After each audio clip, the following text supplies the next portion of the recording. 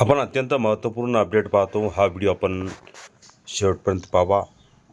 महत्त्वपूर्ण 2 आंदोलन लक्षवेधी पाहूया सविस्तर. मुंबईतील आझाद मैदानावर 6 जुलैला भीक मागो आंदोलन.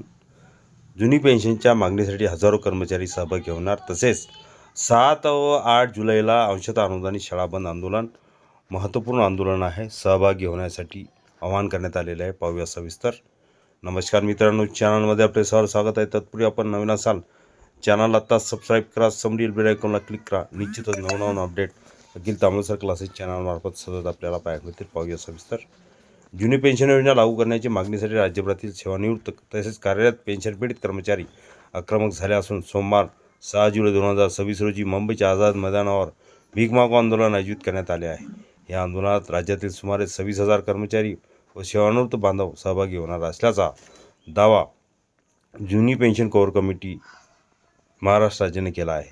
आंदोलनाच्या माध्यमातून सेवानिवृत्तीनंतर नियमित पेन्शन नसल्यामुळे अनेक कर्मचाऱ्यांवर आर्थिक संकट ओढवते आणि काहीतरी अक्षरशः भीक मागण्याची वेळ येते की ही परिस्थिती शासनाच्या निदर्शनास आणून देण्याचा प्रयत्न करण्यात येणार असल्याचे आंदोलनकर्त्यांनी सांगितले आहे. यावेळी केवळ सेवानिवृत्त कर्मचारी नव्हे तर सध्या सेवेत असलेले पेन्शनपीडित कर्मचारी मोठ्या संख्येने सहभागी होणार आहेत. आज सेवानिवृत्तांना भेडसावणारी समस्या उद्या कार्यरत कर्मचाऱ्यांसमोर उभी राहणार आहे. त्यामुळे सर्वांनी एकत्र येऊन लढा उभारण्याची गरज आहे, असे आवाहन आयोजकांनी केले आहे. विशेषतः 1 नोव्हेंबर 2005 पूर्वी नियुक्त झालेल्या आणि त्यानंतर 100% अनुदानावर आलेल्या मुख्याध्यापक, शिक्षक व शिक्षक कर्मचाऱ्यांनी या आंदोलनात सहभागी व्हा, असे आवाहन जुनी पेन्शन कोर कमिटी महाराष्ट्र राज्यातर्फे करण्यात आले आहे.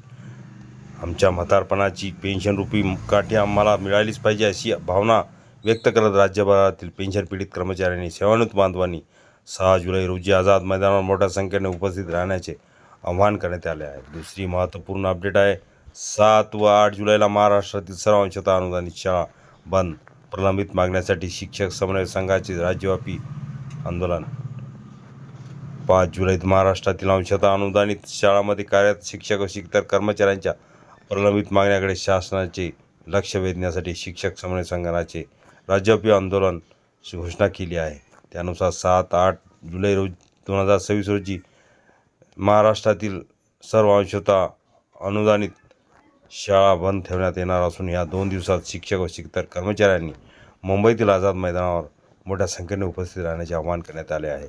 शिक्षक समन्वय संघाच्या पदाधिकाऱ्यांनी दिलेल्या माहितीनुसार अंशतः अनुदानित शाळातील शिक्षक कर्मचाऱ्यांच्या अनेक वर्षापासून प्रलंबित असलेल्या मागण्याबाबत शासनाकडे सातत्याने पाठपुरावा करण्यात आला. विविध स्तरावर निवेदने, बैठका, चर्चासत्रे आणि आंदोलन करूनही अद्याप ठोस निर्णय झालेला नसल्याने शिक्षकांमध्ये तीव्र असंतोष निर्माण झाला आहे. त्यामुळे शासनाचे लक्ष वेधण्यासाठी 2 दिवस शाळा बंद ठेवून राज्यव्यापी आंदोलन करण्याचा निर्णय घेण्यात आला आहे. या आंदोलनामुळे राज्यातील हजारो अंशतः अनुदानित शाळांमधील अध्यापनाचे कामकाज 2 दिवस ठप्प राहण्याची शक्यता आहे. मात्र शिक्षकाच्या मते हा निर्णय विद्यार्थ्यांच्या हिताविरोधात नसून शिक्षण क्षेत्रातील दीर्घकाळ प्रलंबित असलेल्या प्रश्नावर शासनाने गांभीर्याने विचार करावा, यासाठी हा लढा उभारण्यात आला आहे. शिक्षक समन्वय संघाने राज्यातील सर्व जिल्ह्यातील अंशतः अनुदानित शाळांतील शिक्षक व शिक्षक कर्मचाऱ्यांना आंदोलनात सक्रिय सहभाग घेण्याचे आवाहन केले आहे. प्रत्येक शाळेने आपले प्रतिनिधी आझाद मैदानावर पाठवून आंदोलन यशस्वी करावे, तसेच शासनापर्यंत आपल्या न्याय मागण्या प्रभावीपणे पोहोचवाव्यात, असे आवाहन संघटनेच्या वतीने करण्यात आले आहे. संघटनेच्या म्हणण्यानुसार अंशतः अनुदानित शाळांतील शिक्षकांनी अनेक वर्ष अत्यल्प आर्थिक सुविधांमध्ये विद्यार्थ्यांना दर्जेदार शिक्षण देण्याचे कार्य प्रामाणिकपणे केले आहे. मात्र त्यांना पूर्ण अनुदान, वेतनासह इतर आर्थिक व प्रशासकीय हक्काबाबत अद्याप न्याय मिळालेला नाही. त्यामुळे हा संघर्ष केवळ वेतन किंवा अनुदानापुरता मर्यादित नसून शिक्षण व्यवस्थेचा सन्मान, शिक्षकांचा स्वाभिमान आणि शिक्षण क्षेत्रातील न्यायासाठी असल्याचे संघटनेने स्पष्ट केले आहे. संघटनेने शासनाला इशारा देत म्हटले आहे की शिक्षक व शिक्षक कर्मचाऱ्यांच्या प्रलंबित मागण्यावर तातडीने सकारात्मक निर्णय घेऊन प्रश्न निकाली काढावेत, अन्यथा राज्यभरातील आंदोलन आणखी तीव्र करण्याचे येईल आणि पुढील टप्प्यात अधिक व्यापक स्वरूपाची भूमिका जाहीर करण्यात येईल.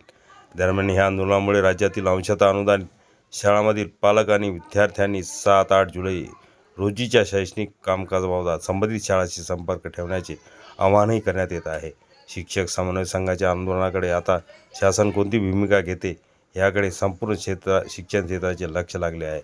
अजूनही चॅनलवर नवीन असाल चॅनल लगेच सबस्क्राईब करा, लाईक करा, कमेंट्स करा, मित्रांना शेअर करा विसरू नका. असेच नवनवीन अपडेट आपल्यापर्यंत सहज पोहोचतील.